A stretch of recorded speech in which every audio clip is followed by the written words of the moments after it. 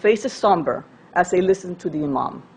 Khomeini is at the podium with thick eyebrows and is speaking in a soft, monotonous voice, a tone he used when he was expressing great anger. A few days earlier, armed Kurdish forces had defeated his troops in Iranian Kurdistan, and irate Khomeini had threatened to punish the army and declared himself commander-in-chief of the armed forces. So looking at the silent audience, Khomeini said, Ghassanlu is a culprit. The KDPI is a nest of saboteurs and corrupt people. The party is banned and Ghassanlu must be punished. Without raising his voice, he asked to the audience, is Ghassanlu here? I don't see him. No one answered. And with contained fury in his dark carbon-colored eyes, he said to the assembly, if that Mofsed fil Ars, corrupter of the earth, had come here today, I would have kept him here with me, which meant executed. Now, why was Ghassanlu assassinated? He was assassinated not only for being the leader of the Kurds of Iran, but more than that, for the type of man he was. His beliefs and the difficult choices he made were unlike those of other traditional leaders in the region. Different from other Kurds, Ghassanlu perhaps was a harbinger of real unity among the Kurdish people. His enemies had rightfully perceived his unspoken destiny, which was to become a direct threat to them. It is important to note that Ghassanlu was not a traditional tribal leader. His ideological itinerary traveled from an orthodox Marxist-Leninist to social democracy in the course of his life.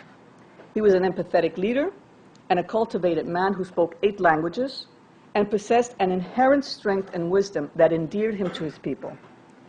Unlike other Middle Eastern leaders that fancy democratic ideals but are discouraged by the risks in pursuing them, Ghassanlu had the courage to manifest his democratic and humanistic vision, as well as put forward his political program within an Islamic society.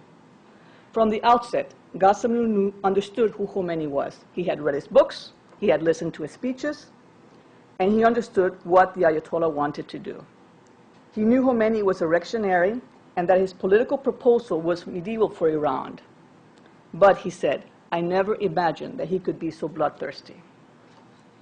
Ghassanlu was well aware that those first months of freedom after the revolution in 1979 would not last, and that the mullahs would confiscate the revolution and turn it into a clerical dictatorship. He believed that under the iron grip of the Ayatollahs, there could be no democratic progress in the country. During those turbulent months of 1979, Ghassanlu was building the armed resistance of the Peshmergas, Kurdish guerrillas, and at the same time, he was working to reach an agreement with the government. Now, even though Ghassanlu was meeting with the authorities from Tehran and went to visit Khomeini twice, he knew that the government was buying time. So when the referendum for the installment of an Islamic Republic took place, the Kurds announced they would not participate because the question only gave the people one option, to choose or not an Islamic Republic. Now, Ghassanlu, not only did he defend human rights, he also defended women's rights, long before it became a must in the international scene.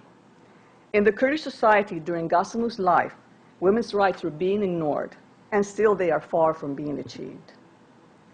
Ghassanlu recognized that there existed a Kurdish irredentism and that integration was scarce in the countries where they live, that their language was alive despite intentions to drown their cultural identity. The Kurds, after resisting the woes that for centuries befell their nation, began to develop a national consciousness in the 20th century. He gave the national movement a clear direction, and he was able to mobilize the resistance against the regime. Ghassanlu's message was clear. He favored an independent Kurdish party that asserted the rights of the Kurdish people in Iran. Due to his lucidity and open politics, he was able to communicate in a way that spoke to the hopes and desires of the population. Ghassanlu rapidly emerged as the ideological leader of the Kurdish national movement. For the Kurds, he became the leader who could bring change to their lives. He engendered and represented national pride. Ghassanlu knew that his people aspired for an independent country, but he also understood that an independent Kurdistan would be a state without access to the sea. Yet, at the same time, it would be a state rich in oil and especially in possession of immense resources of water. Water is the biggest problem in the Middle East and could spark future wars in this region. Without oil, people are poor, he said. Without water, they cannot survive. Ghassanlu was the first Kurdish leader to envision a solution that overcame the obstacles inhibiting the creation of a Kurdish state. That is why he accepted a realistic plan to choose the path of autonomy within a democratic Iran. Until his last breath, Ghassanlu pragmatically defended a real solution for his people. In the tapes found by the Austrian police of his discussion with Iranian emissaries, Ghassanlu stated very clearly that there were only three solutions to the national problem: independence, federalism, and autonomy. Independence represented the ultimate solution, which he considered unrealistic. He would agree to a federal union if the rest of the minorities wanted it, but nothing less than local autonomy would be acceptable. He was demanding the minimal concession, autonomy.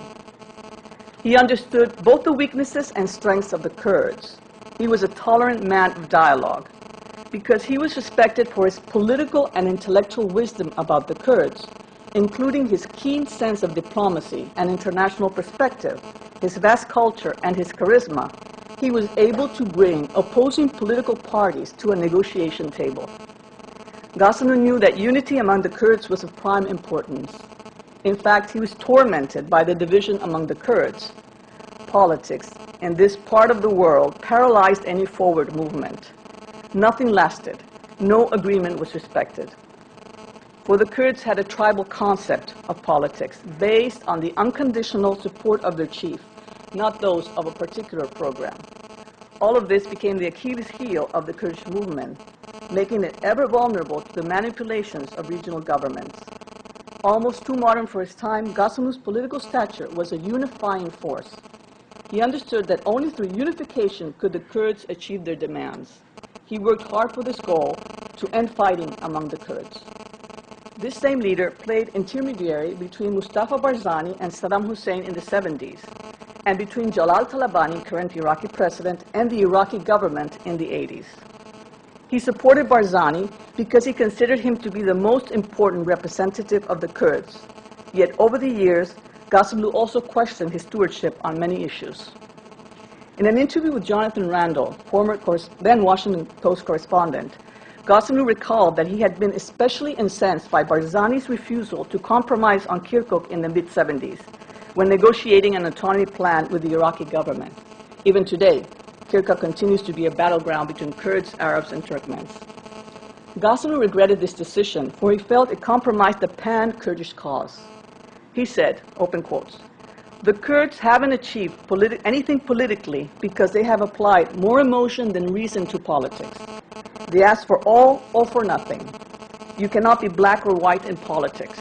What's possible today may not be possible tomorrow.